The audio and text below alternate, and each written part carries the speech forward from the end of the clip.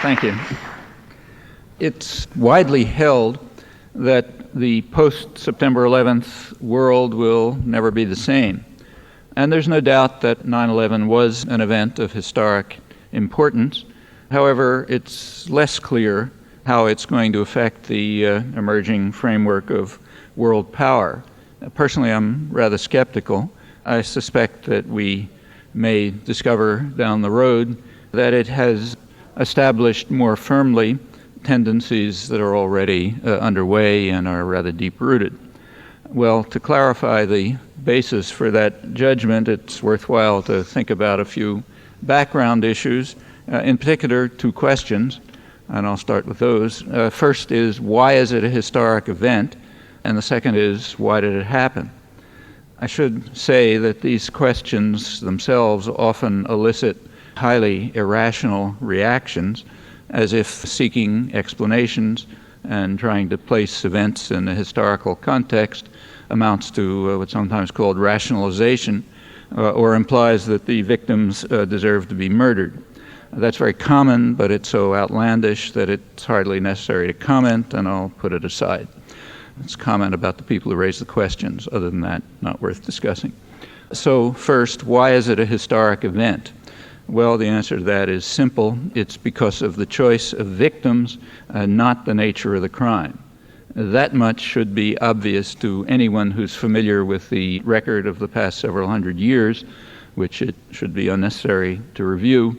However, it may be useful, I think it is, to listen to some voices of the traditional victims reacting to September 11th. So take, say, Latin America, particularly important to us. Our shadow's been cast there very heavily for a long time. September 11th atrocities were very harshly condemned, as they were virtually everywhere, but quite often with a recollection of their own suffering. So in Central America, perhaps the leading research journal is the Journal of the Jesuit University in Managua. They said the events of September 11th could be described as Armageddon, but added that we have suffered our own Armageddon in slow motion, referring to the atrocities of the 1980s, which was an international terrorist attack condemned by the World Court, as you know, and it would have been condemned by the Security Council if the United States hadn't vetoed it. And that was more serious than September 11th. Tens of thousands of people killed, the country wrecked, may never recover. So yes, this may be Armageddon, but it's not new to us. In Panama, a radio journalist, like others, bitterly condemned the September 11th atrocities, but added that we're familiar with it. He referred to the attack, the bombing of the Barrio Chorillo in December 1989, when the United States invaded Panama. In that one bombing, according to Panamanian sources, several thousand people were killed in the poor barrio. Since it's our atrocities, we don't investigate, and nobody really knows the details, but it was certainly serious. That invasion, that was Operation Just Cause, undertaken by George Bush I in order to kidnap a disobedient thug who was brought to the United States and tried and is now in jail, sentenced for crimes that he committed almost entirely on the CIA payroll. Well, they remember that. Others refer to Operation Condor and the atrocities in the Southern Cone, again, international terrorism because of the U.S. involvement, crucial involvement. Others speak of the international terrorist wars of the 1980s in Central America that left hundreds of thousands dead, millions of refugees and orphans, 4 countries ruined. There were international Gallup polls taken after September 11th. Condemnation of the atrocities was near universal. On the other hand, there were very few places where there was much support for a military reaction. Some places, apart from a few places, it rarely went above about 30%, rather legal means, the kind of means that Nicaragua attempted to pursue but failed because they ran up against a more powerful force, namely us, that wouldn't permit legal means. In Latin America, support for military action was the lowest. The highest in Latin America was about 11% in Venezuela and Colombia. The lowest was 2% in Mexico.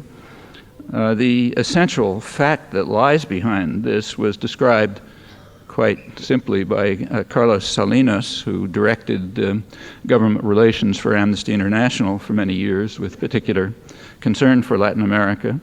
And what he said is that Latin Americans know better than perhaps most people that the U.S. government is one of the biggest sponsors of terrorism, and they know it from firsthand experience. Of course, it doesn't follow that innocent Americans should be slaughtered by terrorist gangsters, nor did anyone suggest that, but neither should other people.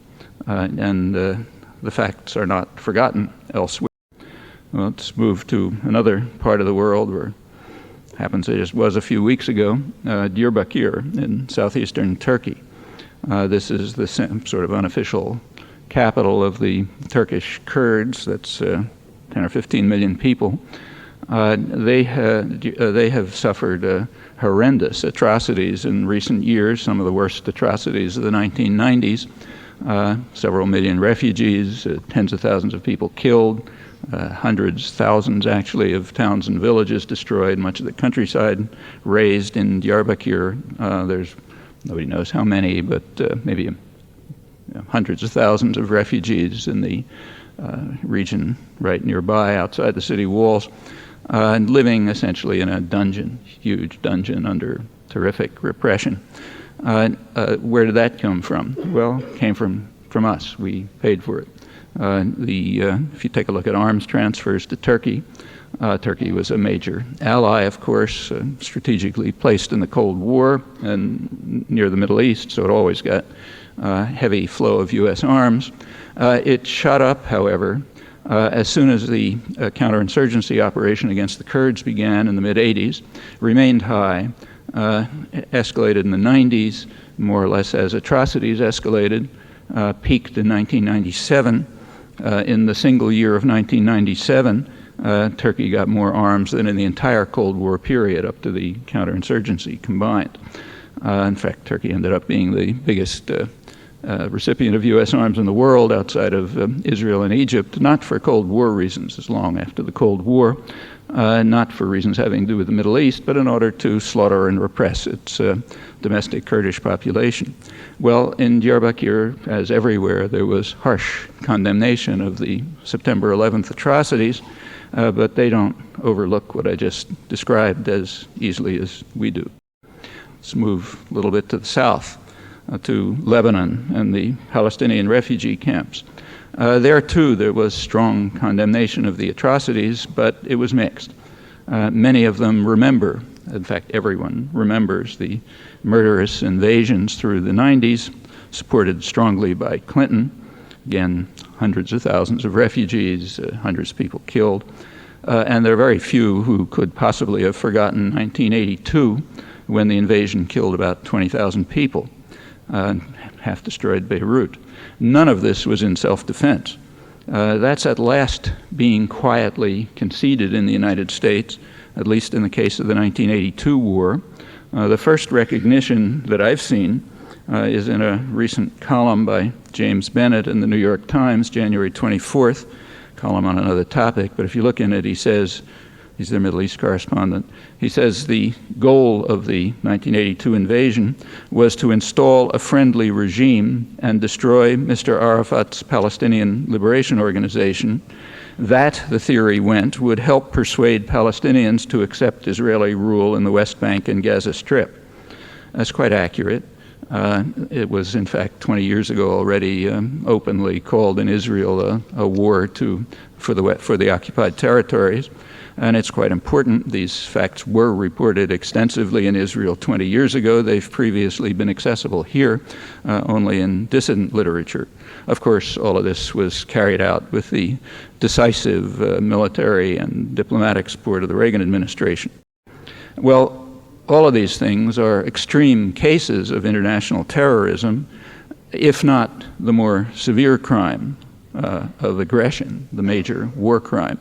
But let's give the benefit of the doubt to Washington and assume that it's only international terrorism.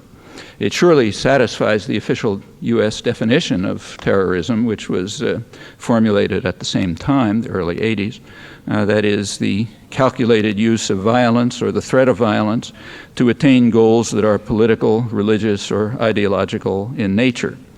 You go back to James Bennett's description of the U.S.-Israeli invasion of Lebanon, fits that case, that definition precisely. Furthermore, by far the most extreme acts of terrorism, international terrorism, in the region in those years, the 1980s, were either U.S. initiated or U.S. backed, and that included the peak year of international terrorism, 1985. It was picked as the peak story of the year. These facts are misrepresented here in a most astonishing and revealing way. I'll come back to it if you like, but the facts are quite clear.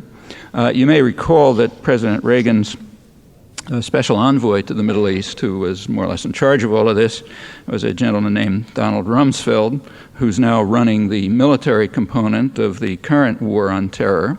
Reagan's ambassador to Honduras, who supervised the international terrorist operations for which the United States was condemned by the World Court, is John Negroponte, who's now running the diplomatic component of the current war on terror at the United Nations. This is hardly ancient history. It bears rather directly on the current phase of the war on terror that was declared by the Reagan administration 20 years ago when it took office, with much the same rhetoric as today, and the same personnel, and was conducted in ways that may easily be forgotten here, but are not forgotten by the victims. You can do a little research project to see how well they're remembered here by just seeing how often any of this is brought up in the reams and reams of paper that have been devoted to the war on terror since September 11th. And that's an interesting insight into ourselves, the most important topic. We can learn more about the current phase of the redeclared war on terror by considering how the current international terrorist atrocities are regarded right now. Not ancient history like the 80s, but the current ones. Well, in fact, there is a lot of scholarly literature now on terrorism, big topic, and in it there is some reference to the 1980s. So if you take a look at, say, the journal Current History in December, good journal devoted to terrorism, they discuss, scholarly articles, mention the 80s as an era of state-sponsored terrorism in which the United States played a proactive role against terrorism, meaning international terrorism sponsored and run by the United States is a proactive role against terrorism. Orwell would have appreciated that. In Turkey, in April 2000, the State Department issued its annual report on international terrorism, and it singled out Turkey for, I'm quoting, for its positive experiences in countering terror.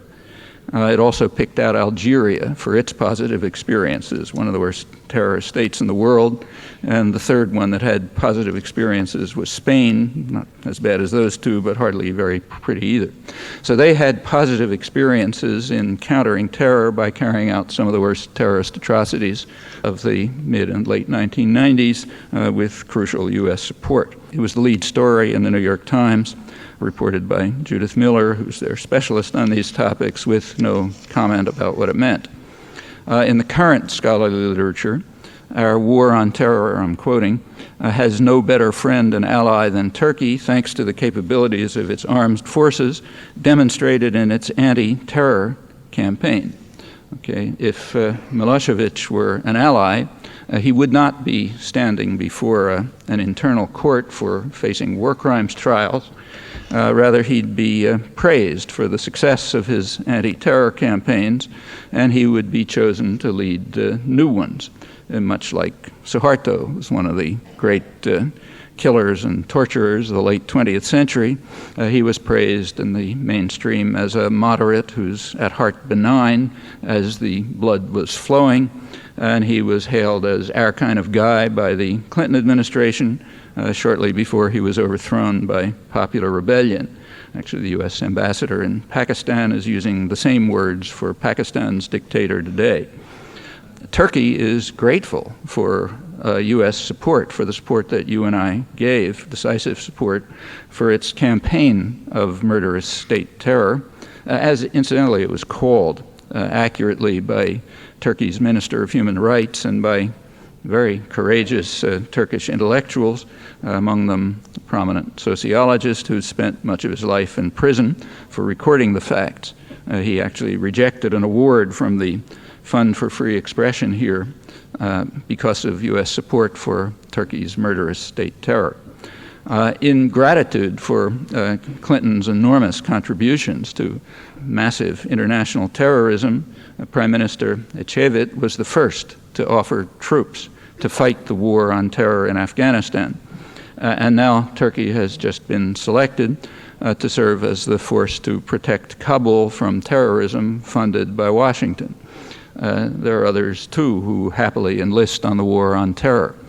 So no one's more enthusiastic than the Russians, who are eager to have U.S. support for their own monstrous crimes in Chechnya, or the brutal dictator of Uzbekistan, who's also our kind of guy right now.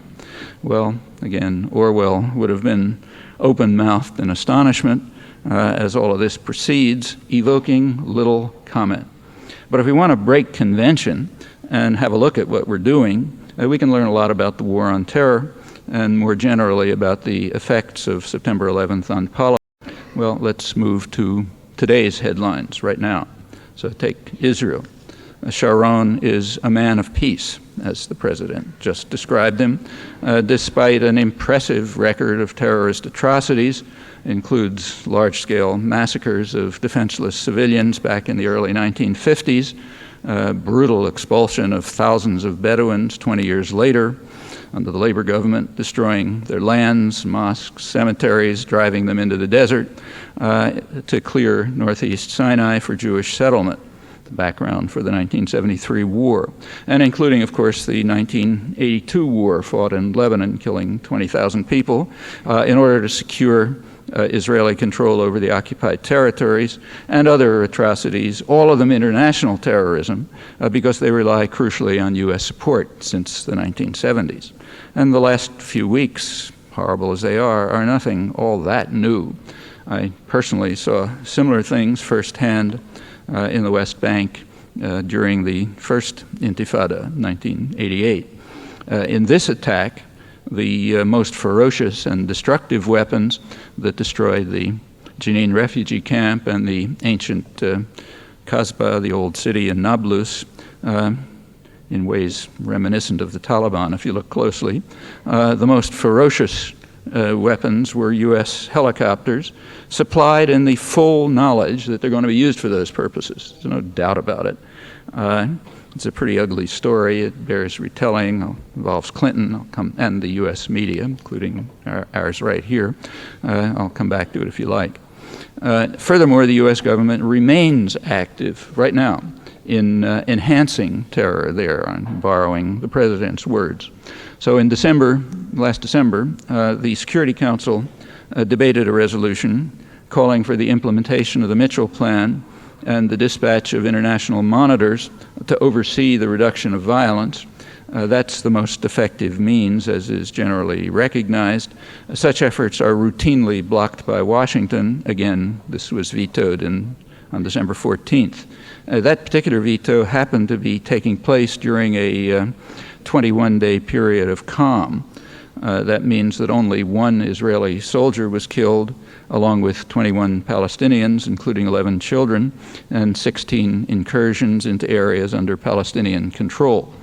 10 days before the U.S. veto, there was a conference in Geneva, important conference, which the U.S. boycotted and therefore undermined, a conference that once again concluded that the Fourth Geneva Convention applies to the occupied territories. That entails that virtually everything that the United States and Israel do there is a grave breach of the Geneva Conventions, meaning a war crime of unusual severity, grave breach under U.S. law. The conference, which included the European Union, even Britain went along, specifically declared that the U.S.-funded Israeli settlements are illegal, and it condemned, I'm quoting it now, it condemned the practice of willful killing, torture, unlawful deportation, willful depriving of the rights of fair and regular trial, extensive destruction and appropriation of property, carried out unlawfully and wantonly. They're not talking about the last couple of weeks. This is December 5th. The United States is a high contracting party of the Geneva Conventions, and therefore it is obligated by solemn treaty to prosecute those who were responsible for such crimes, including the U.S. leadership, going back 30 years. The United States has not officially withdrawn its recognition of the applicability of the Geneva Conventions to the occupied territories, nor has it withdrawn its official censure of Israeli violations as the occupying power. I'm quoting George Bush the first when he was UN ambassador. In October, and that remains official policy. In October 2000, the Security Council reaffirmed the consensus on this matter. It called on Israel, I'm quoting, called on Israel, the occupying power, to abide scrupulously by its legal obligations under the Fourth Geneva Convention. Remember, that excludes just about everything that's happening there as a war crime. The vote was 14-0. It means it becomes international law. The 0 is because of one abstention. Clinton abstained, presumably not wanting to veto one of the core principles of international humanitarian law, particularly in the light of the circumstances in which it was enacted in 1949 in order to criminalize formally the atrocities of the Nazis in occupied territories. Well, all of this is another significant contribution to enhancing terror, all the more so because it's scarcely reported. The Geneva Conference, in fact, wasn't reported, and very quickly consigned to the memory hole, which is already amply furnished with our own quickly forgotten crimes. None of this, however, is forgotten by the victims. Well, yes, September 11th was a horrifying atrocity. Unfortunately, it's not new. What's new is the direction in which the guns are pointing. For the first time in the history of Europe and its offshoots, that is us, they were the victims, not the perpetrators of horrifying crimes of this nature. And that's a historic event. Why was it carried out? Second question. Well, here we have to make a distinction between two groups. One is the actual perpetrators. I assume, as everyone else does, that it's either Al-Qaeda or something very like them. And why they did it is there's no one who knows that, the answer to that any better than the CIA, which recruited them, armed them, trained them, directed them to cause maximal harm to the Russians, and not to help the Afghans, which would have been a legitimate objective. The same special forces that are chasing them around in Tora Bora a few years earlier were training them to carry out terrorist atrocities. And they did. They carried out, during the 80s, they carried out terrorist acts within Russia, which were pretty serious, almost led to a Russia-Pakistan war at one point. That all ended in 1989 when the Russians withdrew. They didn't stop their terrorism against the Russians because they love Russians, they hate them, but rather because they had achieved their objective, which was clear and explicit. The objective was to drive the infidels out of the Muslim lands so that they could initiate their own reign of terror, as they immediately did. In 1990, they turned against the United States for essentially the same reasons. From their point of view, the United States is occupying Saudi Arabia, even much more significant than occupying Afghanistan for them. Their own terrorist record goes back 20 years to the time when the CIA and British intelligence and its allies organized and trained them. In 1993, they made their first attempt to blow up the World Trade Center. Actually, they had much more ambitious plans. I'm sure you know there was a Dutch government inquiry into the Srebrenica atrocities. It was just released last week. From it, we learned that at the same time that they were trying to blow up the World Trade Center, U.S. C-130s were flying radical Islamist mujahideen from Afghanistan to the Balkans also Iranian-backed Hezbollah fighters, and also a huge flow of arms going through Croatia, which took a substantial cut. They were there to support the U.S. side in the Balkan Wars, while Israel, Ukraine, and Greece were arming the other side, which explains why unexploded mortar bombs landing in Sarajevo sometimes had Hebrew markings, quoting a British political scientist reviewing the report that was published last week by the Dutch government. Well, why are radical Islamists attacking the United States while continuing to work as its agents? I think there's every reason to take them at their word on their answers to this, as the scholarly literature does, and I suppose the world's intelligence agencies as well, roughly what I just said. So that's the perpetrators. But then there's another very relevant population, a population in which bin Laden's horrendous words have a certain resonance. For example, the moneyed Muslims, as they were called by the Wall Street Journal, when it surveyed the attitudes of wealthy Muslims on September 14th, right after, a couple days after the World Trade Center bombing. That means they were interviewing in the Middle East bankers, lawyers, other professionals, managers of multinationals, some of whom describe bin Laden as, in their words, the conscience of Islam, even though they despise him and they fear him. They fear him for good reasons. They know that they are his primary targets. They are very strongly supportive of U.S. policies in general, but very bitter about the U.S. role in the region. And they state their reasons. The Wall Street Journal, to its credit, reported them accurately. Namely, the U.S. supports corrupt and repressive regimes that undermine democracy and development.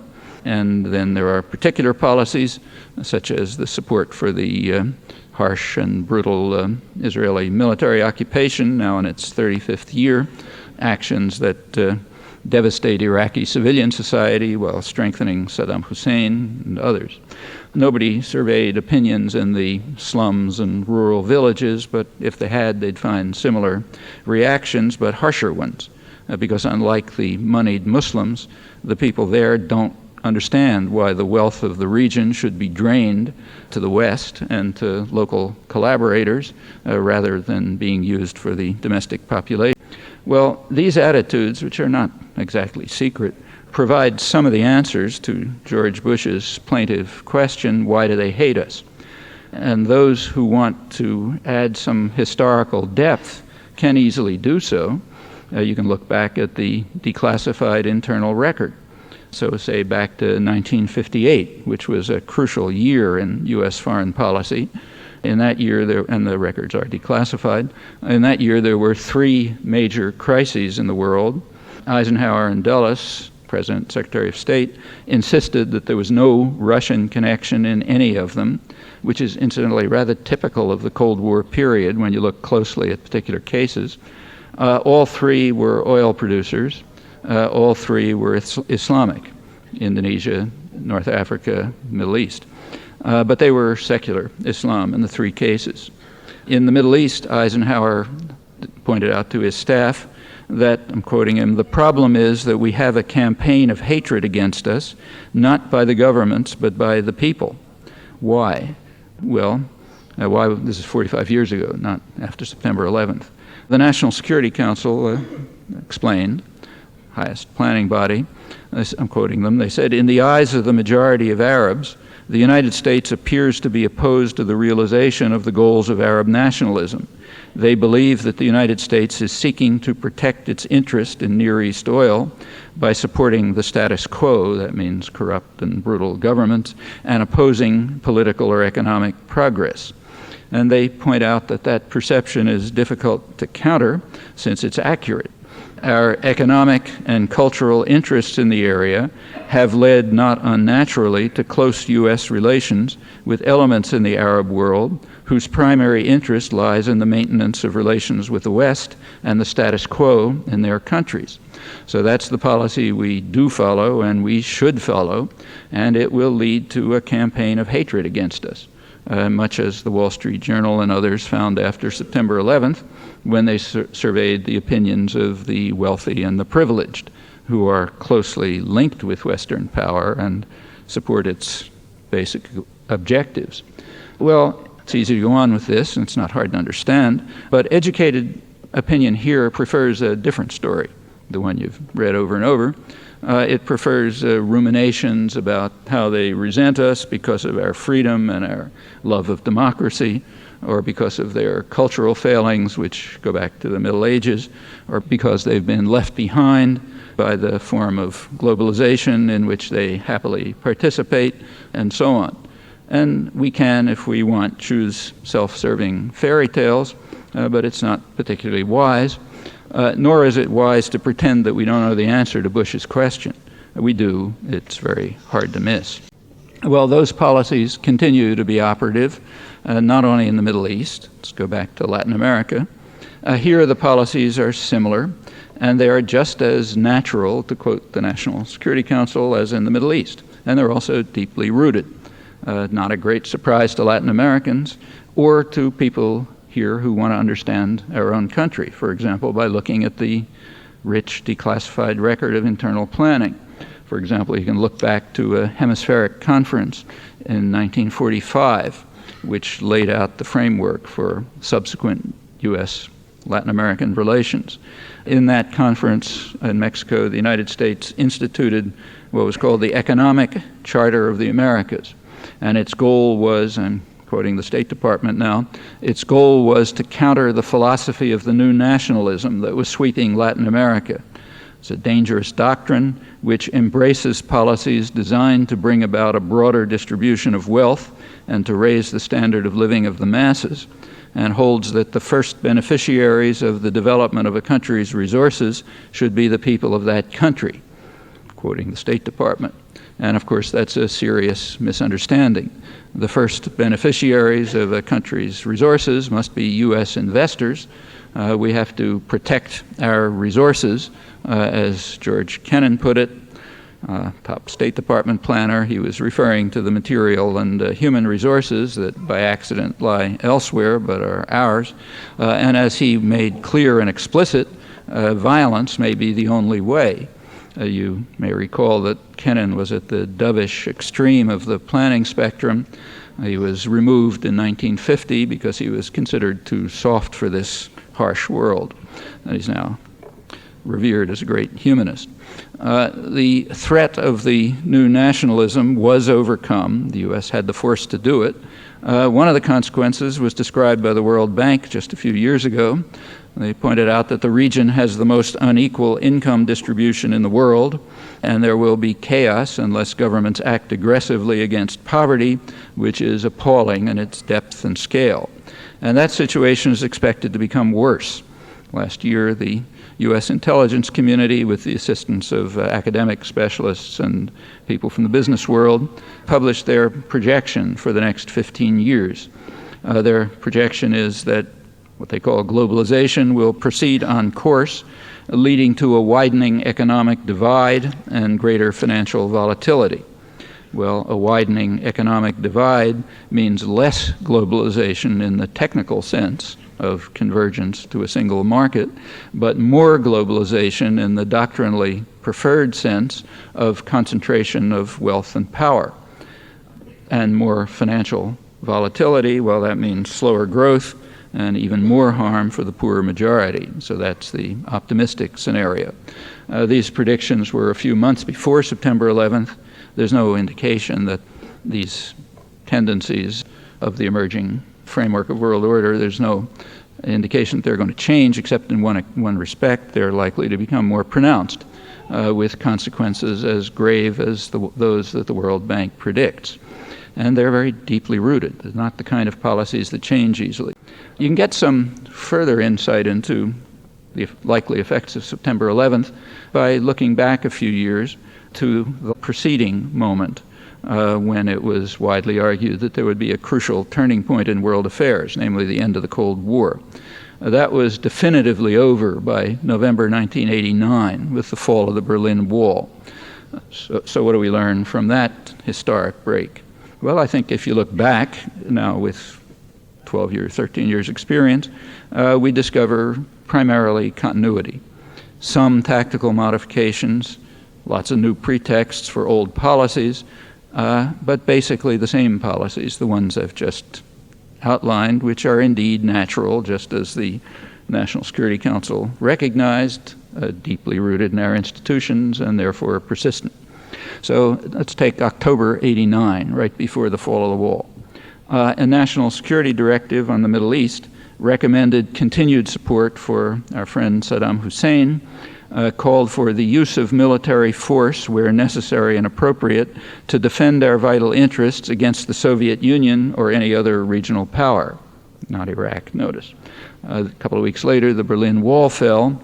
A few months later, in March 1990, George Bush, #1, sent the annual message to Congress on the Pentagon budget. Same as previous years, we need a huge Pentagon budget, but now the pretexts were changed. So we still needed a huge intervention force directed at the Middle East, where, I'm quoting, the threats to our interests could not be laid at the Kremlin's door. That's contrary to the preceding October and all the years before. In fact, the threats were exactly the same as they had always been, namely indigenous nationalism, just as in 1958, when it was internally conceded that there were no Russians, or in Latin America or Southeast Asia or Africa, in fact, if you look closely, consistently. So the policies therefore continue, but now it's not in defense against the Russians because they're not there anymore. Other policies remain intact as well.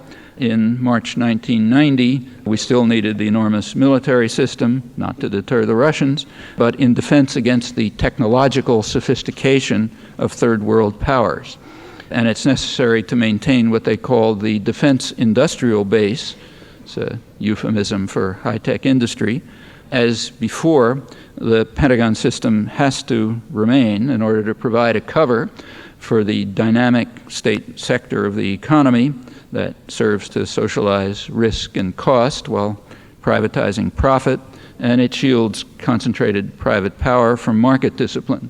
It's a leading factor in economic development and in the creation of the so-called new economy, and it also has to be extended without substantial change. Same after September 11th, but just intensified. Well, back to 1990, military tactics did change. The Pentagon explained at the time that the international environment has changed from the targets being weapon-rich, that's a reference to the Soviet Union, to being target-rich, that's a reference to the South, the rest of the former colonial world, where there are increasingly capable third world threats. It's the Joint Chief of Staff at March 1990, quite in conformity with the public message to Congress. Targets are now going to include nations capable of developing weapons of mass destruction. Well, who are they? Any nation is capable of developing weapons of mass destruction if it has some laboratories, a little bit of industry, some infrastructure, so that's just about everyone. The South is to be specifically targeted, as indeed had been true throughout the whole Cold War period, but now new options are available because the deterrent is gone, so we can do it more openly and with fewer devious means. Nuclear weapons remain the centerpiece of U.S. strategy, but now enhanced to include what are called mini-nukes, which are tailored for use against rogue elements. And these change now and then. So in 1988, shortly before, Nelson Mandela's African National Congress was designated officially as one of the more notorious terrorist organizations in the world, while South Africa was a valued ally, having killed only 1.5 million people in the surrounding areas, forget South Africa itself, just in the Reagan years. That was part of the war against international terrorism, which is now redeclared by the same people. A few years later, that calculation changed, and the recent past goes right down the memory hole, teaching us absolutely nothing. Returning to post-Cold War planning, Clinton's Strategic Command recommended that nuclear weapons should be used, when needed, in what they called preemptive reaction. Leave it to you to figure that one out. But even if they're not used, They cast a shadow over any crisis or conflict, so they must be available and visible to adversaries. The U.S. must also move on to placing offensive weapons in space.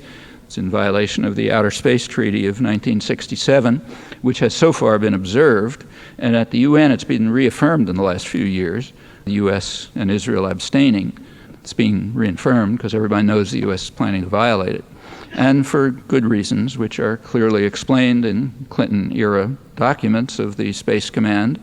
They point out that in the past, navies were created in order to protect commercial interests and investments. And space is the next frontier, and we are powerful enough to monopolize it. War planners, furthermore, accept the same projections as the intelligence community. They also anticipate a growing gap between what they call the haves and the have-nots as the preferred style of globalization proceeds.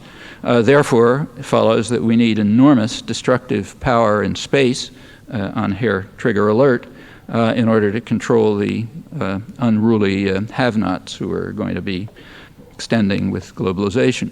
Well, these Clinton-era documents go on to give quite a chilling analysis of the intended future.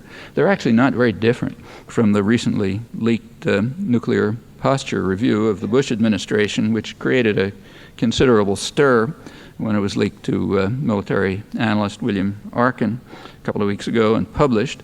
The difference in reaction raises a number of questions, but I'll put that aside and keep to the main point, which is that the basic policies remain stable through two recent critical moments, the collapse of the Soviet Union and September 11th. The primary effect of the redeclared war on terror has been to provide the United States with a major military base in Central Asia for the first time. That puts the U.S. in a strong position to dominate the energy resources of Central Asia, but also, and I think more important, it complements the intervention system that's aimed at the far richer Gulf oil reserves. That goes from Guam to the Azores, but the closest nearby base up until now was the island of Diego Garcia in the Indian Ocean, from which the population was expelled. The British courts have since accepted their plea, it's British Island, their plea that they have a right to return, but there's a higher authority which overturns that decision. The next target in the war on terror is supposed to be Iraq. According to Bush and Blair and Clinton administration officials and others, we cannot tolerate Saddam Hussein because he is so evil that he committed the ultimate crime. He even used chemical weapons against his own people. Those charges are completely accurate. They're missing only three little words, namely, with our support, which continued without any change for years after the ultimate atrocity. He's also charged with seeking to develop weapons of mass destruction, which I presume is probably true, but that charge also omits a slight fact, namely that the U.S. and Britain continued to provide him with the means to develop weapons of mass destruction well after his worst crimes, when he was a far greater danger than he is now. All of that means straight out that we can't possibly take these official pretexts seriously, and anyone who even repeats them is just saying, I'm a servant of power and a total hypocrite. But there are more obvious reasons. There are reasons. There are reasons and obvious reasons to overthrow the old friend and trading partner of George Bush I. Namely, he's sitting on the largest oil reserves in the Middle East after Saudi Arabia. And one way or another, the United States is likely to try to regain control over them, and the post-September 11th circumstances do provide a window of opportunity. However, the project faces several problems. The most fundamental one, I think, is trying to find an acceptable successor regime. And that's not simple. The successor regime has to meet some conditions. It cannot allow any democratic tendencies, because if it does, the Shiite majority might influence policy towards accommodation with Iran, and the U.S. doesn't want that. And furthermore, the Kurdish minority might gain rights that would threaten U.S.-backed repression of Turkey's Kurdish population, which remains very severe. that issue is not a new one. It rose in April 1991, right after the Gulf War. At that time, a Shiite rebellion took place in the South, which might have overthrown the monster, but the Bush administration intervened. It refused to allow rebelling Iraqi generals access to captured equipment, and it authorized Saddam to use military helicopters and other armed means to drown the rebellion in blood. Later, Stormin Norman, who was in charge, claimed that he'd been snookered by the devious Saddam. He hadn't realized that when he authorized him to use air power, he would actually use it. The basic problem at that time was explained by Thomas Friedman, who was then chief diplomatic correspondent of the New York Times, so he's articulating State Department concerns. He pointed out that the best of all worlds for the United States would be an iron-fisted Iraqi military junta ruling Iraq just as Saddam did, much to the pleasure of U.S. allies Saudi Arabia and Turkey, and of course the boss in Washington. But since clones couldn't be found, the U.S. was stuck with second best, namely Saddam himself. Well, that problem still remains. Currently, the State Department and the CIA are reported to be developing contacts with Sunni Iraqi generals, recent defectors, and they might be suitable replacements as clones. But here there are some problems too. The favorite, General Khazraji, who's Saddam's former chief of staff, he may not be able to make it to a planned meeting in Washington in a couple of weeks because he's under investigation in Denmark for war crimes, charged with participation in the gassing of the Kurds at Halabja. So some difficulty. Another problem is one that's all over the front pages, namely strong regional opposition, even from Kuwait, which of course has been exacerbated by the recent U.S.-Israeli operations in the West Bank. And they are joint operations. That's well understood in the region, even if a different story is preferred here. The story preferred here is that I already mentioned Washington's renewed steps last December to bar the obvious measures to reduce violence, and it takes considerable discipline not to see what seems obvious to commentators elsewhere, particularly in the Middle East, namely that Powell's mission was very carefully crafted to ensure that the man of peace would have time to complete his terrorist operations in the newly occupied Palestinian cities. Now, it's true that the president insisted that he must withdraw without delay, but Powell was quick to explain in a press conference right away that the words "without delay" mean as soon as possible. It kind of recalls Clinton's deliberations on what "is" means, which you may remember. The man of peace is not asked to renounce terror, and of course the master in Washington. Rather, it's the adversary who's imprisoned by Israeli tanks, unable to flush his toilet. He has to renounce terrorism in terms acceptable to the master, even though everyone understands that those statements are completely meaningless, have no effect whatsoever. Why? Well, the story's familiar. Again, it's useful to look back a bit. Powell, who's the administration's good guy, is following the model of Secretary of State George Shultz, who was the official moderate back then in the Reagan years. This at a time when the United States was becoming an object of international ridicule in the late 80s because of its unwillingness to hear that the PLO was calling for negotiations and political settlement with increasing intensity, while the United States and its Israeli ally were refusing on the alleged grounds that the PLO had not renounced terrorism, unlike, say, the United States and Israel, which can't carry out terrorism by definition. In his memoirs, Shultz recalls all this with pleasure. He describes how he informed the President Reagan, that Arafat had said unk, and kol, but he hadn't yet said uncle with sufficient humility to be acceptable to Massa. The purpose is humiliation and degradation, not of Arafat specifically, but of the Palestinians as a whole, for whom he's a national symbol, and they have to be taught that they cannot lift their heads in standard Israeli parlance. 20 years ago, during another one of the periodic outbursts of state terror in the occupied territories.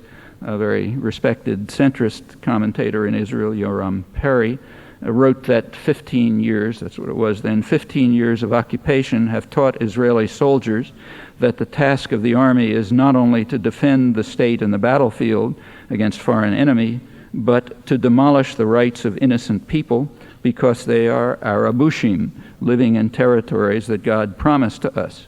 Arabushim is the Hebrew word that's the equivalent of niggers or kikes. He and others were horrified not only by the vicious brutality, but also by the techniques of humiliation. For example, writing identification numbers on arms of prisoners on the day of the Holocaust, which is a practice renewed in the past few weeks, again arousing horror.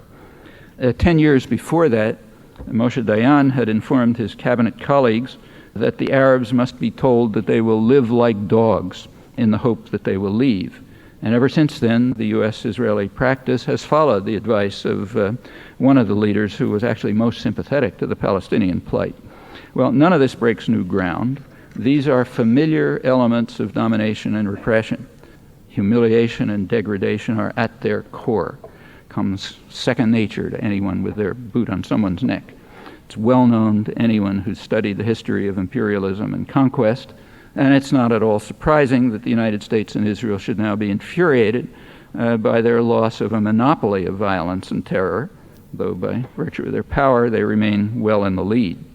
Well, the official justification for the perpetuation of many years of repression and terror is that the Palestinians rejected the magnanimous and generous offer of Clinton and Barak at Camp David in the year 2000, so they deserved their fate.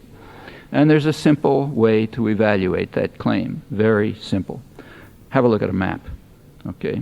Unfortunately, it's a difficult task to carry out because none were published, which is interesting. It's not that it's hard to publish map. You want to know if the offer was magnanimous? Take a look at the map. That'll tell you. It's easy enough. I mean, they were published in Israel, in the Israeli press. They were published in marginal publications here. And unless there's something to conceal, they would have appeared regularly on the front pages here, along with the chorus of self-praise about our magnanimity. And a look at the maps reveals very quickly why they did not appear.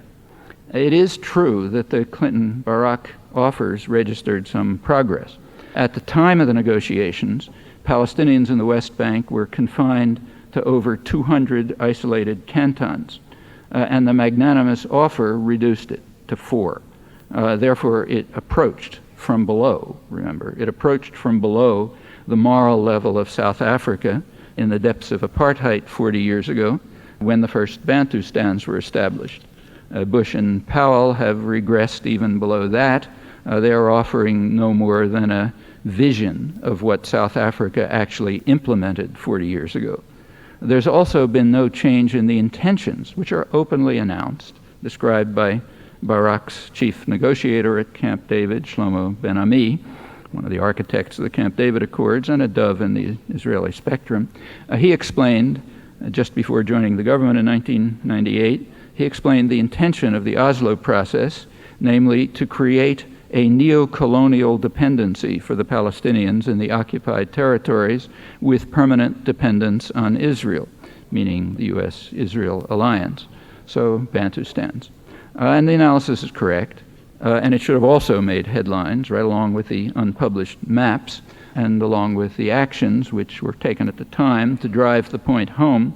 The final Clinton-Barak year, in that year, settlement programs expanded to their highest peak since 1992, pre-Oslo, under Sharon. Well, you take a look at history, it again reveals the continuity of policy. So right now there's a great deal of interest in the Saudi peace plan, which was adopted by the Arab League in March. And this is regularly described here as a historic opportunity if only the Arab states will at last accept the existence of Israel, as in fact they have repeatedly done, along with the PLO, since January 1976, when they joined the rest of the world in backing a Security Council resolution which called for a political settlement based on Israeli withdrawal from the occupied territories, with, I'm quoting it, appropriate arrangements to guarantee the sovereignty, territorial integrity, and political independence of all states in the area, and their right to live in peace within secure and recognized borders. So that's in effect UN 242, the basic document, amplified to include a Palestinian state.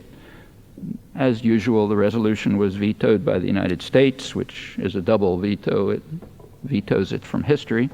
Similar initiatives have regularly been blocked by Washington right to the present.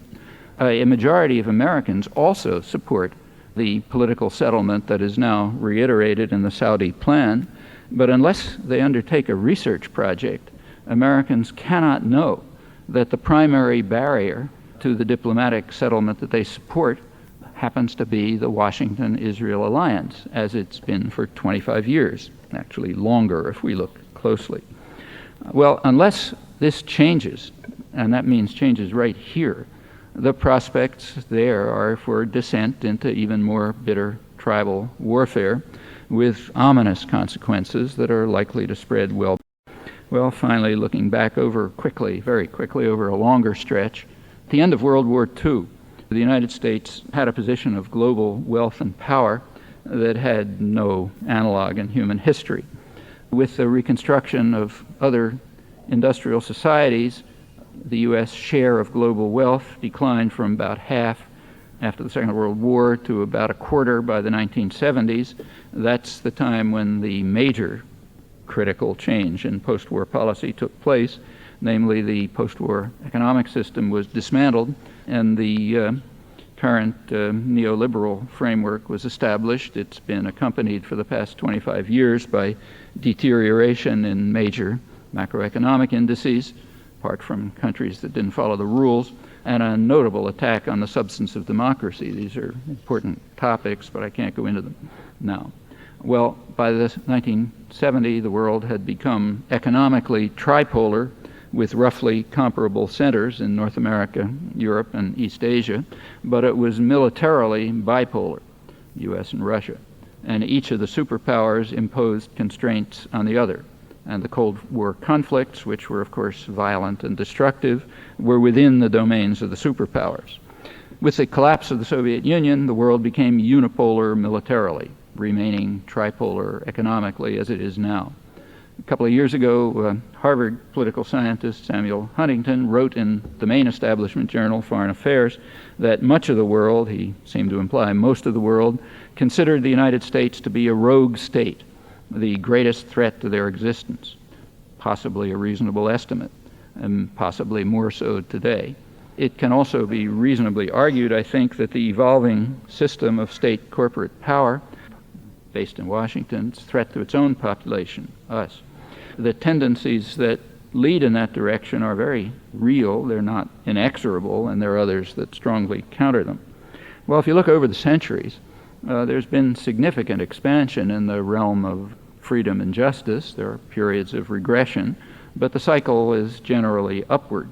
As always, human affairs are scarcely predictable. Very little is understood, and too much depends on will and choice. The emerging framework of world power should not be an object of detached contemplation, but has to be forged by dedicated work and struggle, always based on an effort to dismantle doctrinal constraints, to see what's before our eyes, which is not really very deeply hidden.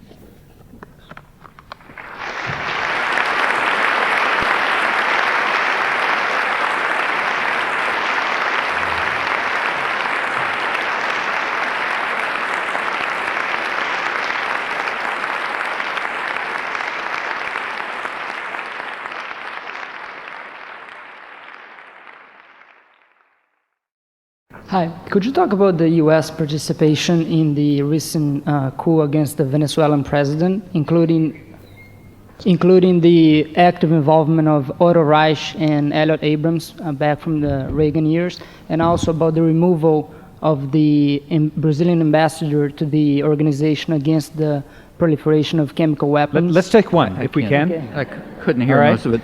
As far as Venezuela is concerned, I mean, I don't know any more than you do, just what was in the newspapers. Everyone was expecting, for years, everybody's been expecting a military coup in Venezuela. kind of like the coup in Chile. The only question is when. That there have been plans for it, I don't think we can seriously doubt. When the military coup took place, it was immediately welcomed in Washington and in the editorials and everywhere else, a wonderful thing. However, something very surprising happened. There was a popular upsurge, and the generals and the president they'd imposed had to back off. Meanwhile, the Latin American countries had condemned the coup. I think Canada went along with the United States, if I'm not mistaken. But the Latin American countries went along, opposed the coup on grounds that it was unconstitutional, an attack on democracy. They don't like Chavez, but they were in favor of democracy. However, the northern democracies, and certainly the United States, and I think Canada, thought that the overthrow of democracy was just fine. And then when it was restored, they were kind of embarrassed. And then comes the cover-up, in which you read that the United States was secretly telling the generals, this is not nice and you have to follow constitutional procedures, but so secretly that you can't find any record of it. Well, you can make of that what you like. The U.S. is embarrassed by its open opposition to democracy in comparison with Latin America, and it has to cover up, and there'll be a cover-up. But my suspicion, like everyone else's, is there'll be another coup, unless Chavez is really tamed. Unless he's willing to follow U.S. orders. Okay, over here. Hi, Professor Chomsky. I did take a look at the maps. I'm sympathetic to most of what you say, but I'm just curious. I read a long analysis by Shlomo Ben-Ami of the talks, and it seems that by the point they reached Taba, there was, with exchange of territories and something between 97% to 100% with compensation on the table. And Ben-Ami's complaint there was that Arafat refused to come back with a counter-proposal. Well, there's one problem with it. Yeah, I read the same things. First of all, remember that Taba is 6 months after Camp David. Mm-hmm. It was January 2001. It was informal discussions. And what happened to the Taba, we can talk about what the Taba agreements were, and we know a lot about them because there's a report by the European observer, Moratinos, approved by both sides, which describes in detail what they were talking about, so I can go into that if you like. But it's kind of academic because they were called off not by Arafat, but by Barak. Okay, Barak called them off. Okay, so there were informal meetings in Taba, which did make some progress beyond Camp David, but if you take a look, the major issues were still there. Are you Israeli? My mother is. Okay, but you know this business, the country and that sort of thing. Okay, well, the main issue was what happens to that big salient east of Jerusalem that breaks the West Bank into two and includes the city of Ma'ale Adumim, which was established by primarily the Labor Party and Clinton in order to bisect the West Bank. And they were still divided over that, one of several issues. And the exchanges of territory were meaningless. It was pieces of the desert. However, I agree with the point. I mean, there was progress in the informal meetings in Taba, though there were huge problems, and they might have gotten somewhere if Barak hadn't called them off. Hi. Consistent with U.S. foreign policy, there seems to be a two-faced policy in regards to China. On the one hand, we're becoming closer and closer to them as a trading partner, and on the other hand, we're beginning to demonize them as our next great superpower to build up our arms race against. I'd like to hear what you have to say on that subject. Yeah, I think you're right. I mean, policy towards China is kind of ambivalent. They're a major a region for investment and trade. As China moves into the World Trade Organization, the West hopes that it's going to subordinate itself to Western investors, kind of like Mexico, which would be a huge boon to U.S. agricultural exporters, to financial institutions which expect to take over the direction of the Chinese economy. This is probably going to wipe out about a couple 100 million Chinese peasants. Nobody knows what will happen to them. So that's the upside. On the other hand, the downside is that they remain a nationalist country, which, with their own concerns and might pursue their own objectives, they're not going to invade anybody, but it's a powerful force that might be part of an independent Asia. China and Japan together, especially Japan and its surroundings, but now also China, in principle could be the dominant economic force in the world. They probably have the largest financial reserves in the world right now, and they're not a military force, but that can change. So yeah, that's a concern. Just like there's a concern over Europe going its own way. So it's mixed, pretty much like you said. Hi, Professor. Some commentators say that we have to wait for a new generation of leaders in Israel to even begin to achieve peace. Even with a new generation of leaders, do you believe it's possible to even achieve peace within the Middle East? Could you comment on that? Do I agree? No, I think the main problem is right here. I think the main problem is right here. It's very easy to blame other people for the terrible things they do, right? So you can look at all these bad people in the world and they're doing all kind of awful things. In fact, there's a new literary genre that's developing, which is very widely hailed in the United States. You can read, laudatory reviews in all the main papers. It's a series of books, one by the head of the Human Rights Center at Harvard, which do talk about a flaw in the American character and therefore are extremely courageous. The flaw is that we somehow don't respond properly to the crimes of others. Okay, you take a look at those books and the laudatory reviews and the indices and so on, you notice there's a slight gap. How do we respond to our own crimes? Well, that you can't ask. Okay, so you can go as far as saying, well, we don't respond properly to the crimes of others, and that's an enormous act of courage, and we laud it, and so on. But what about the vastly more important question about ourselves? And the same is true here. There will not be, there's conflicting groups inside Israel right now, and there will be in the future, but those who want to move towards a peaceful accommodation are not going to get anywhere unless they have support in the United States. And so far, the United States has, for 25 years, insisted on blocking peace. Remember, the Saudi peace plan, in essence, was proposed at the Security Council 25 years ago, blocked by the United States. The U.S. vetoed the similar plan again in 1980.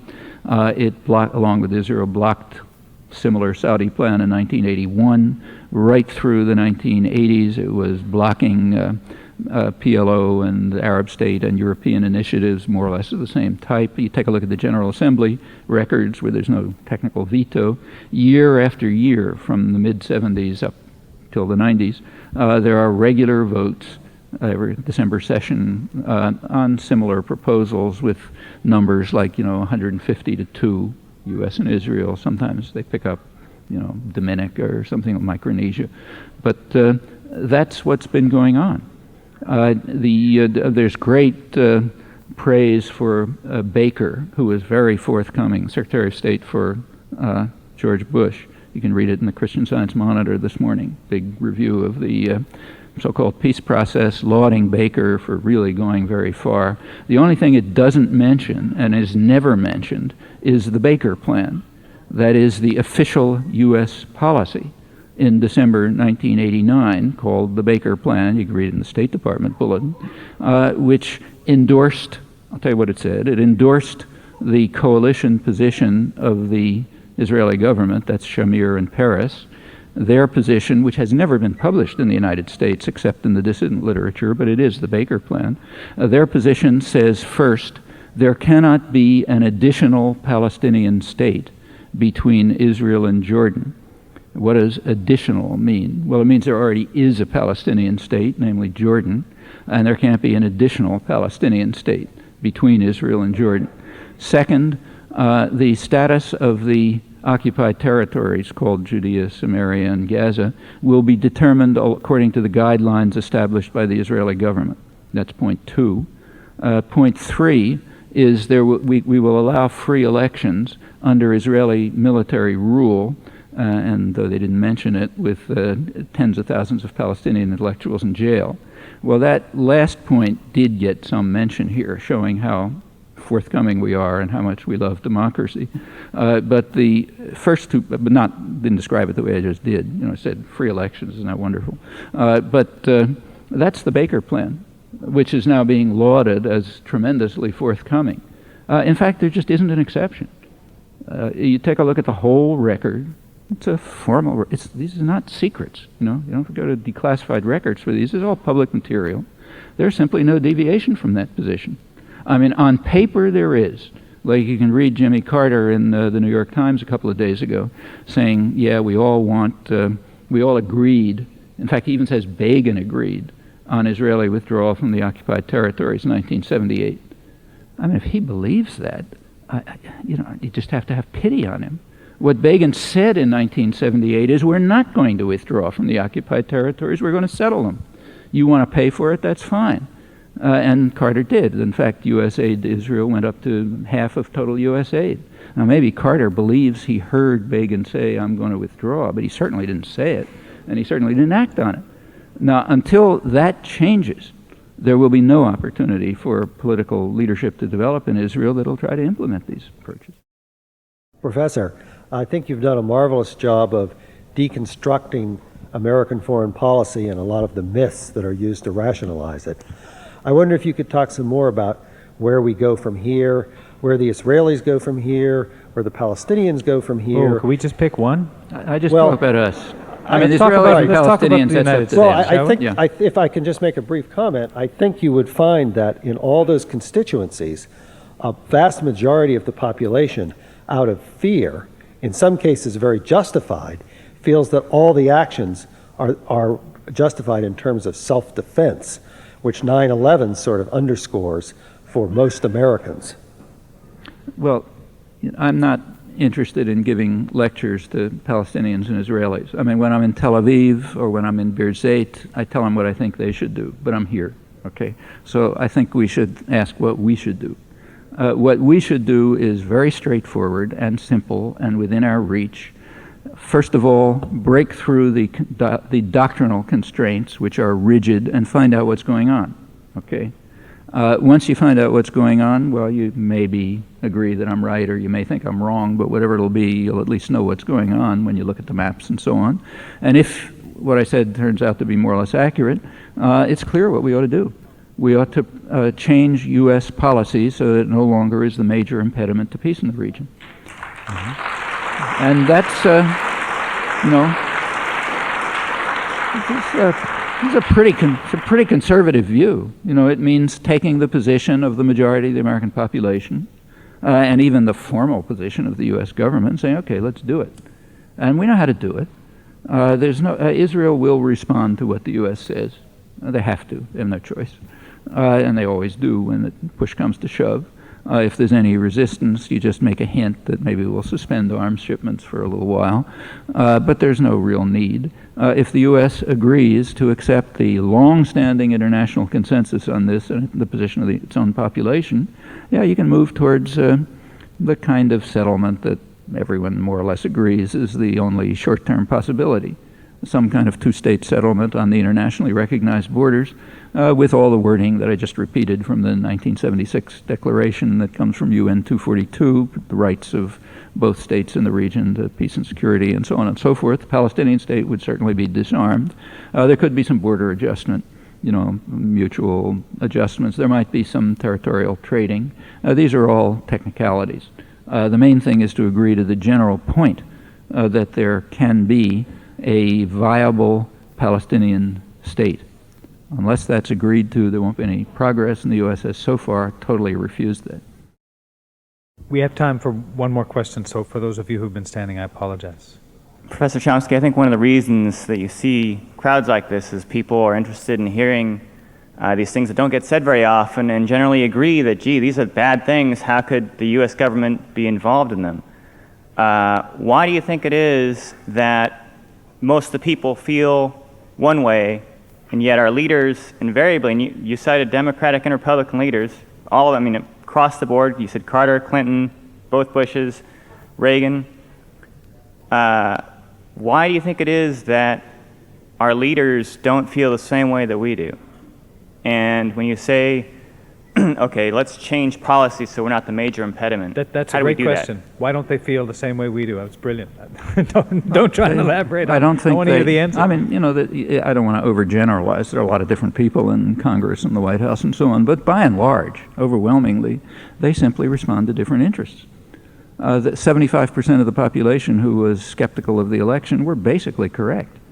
Policy is determined by power, by concentration of domestic power. And it's not a big secret how power is concentrated domestically.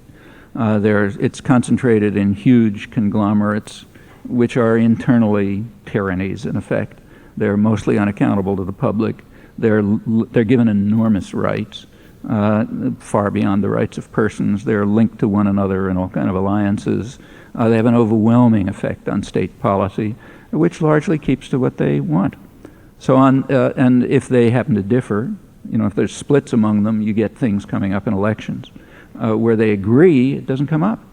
Like some of the major issues for the U.S. population are things like the international economic agreements, what are called trade agreements, so they don't have much to do with trade, or say the free trade area of the Americas, or the trade deficit, and so on. These are really top issues. They don't come up in the elections. And they don't come up in the elections for a very simple reason. The business world is on one side, and the population is on the other side, very largely. And they know it. So like in the Wall Street Journal, they say, the problem is if these things come up, opponents of these agreements have what they call an ultimate weapon, namely the general population. So therefore we have to keep them from coming up. And they don't come up in elections, and they're not discussed. And the population more or less knows that, even if they don't know all the details about, GATS and so on. Yeah, except, anyone who tries to break out of that rather rigid framework is going to be marginalized, because they don't have the resources, and they don't they don't have the media, and they don't have the organization, and so on. It's going to take large popular movements to change this. And that can happen. It's happened in the past. I mean, that's why freedom and justice have expanded over the centuries. It's never been gifts. It wasn't gifts from the rich and powerful. These are things that were won. They were won by the labor movement, and by the women's movement, and by the civil rights movement, and by human rights movements. They're won by popular struggle. Then you get you move forward. But they're never given as gifts, and they won't be in the future.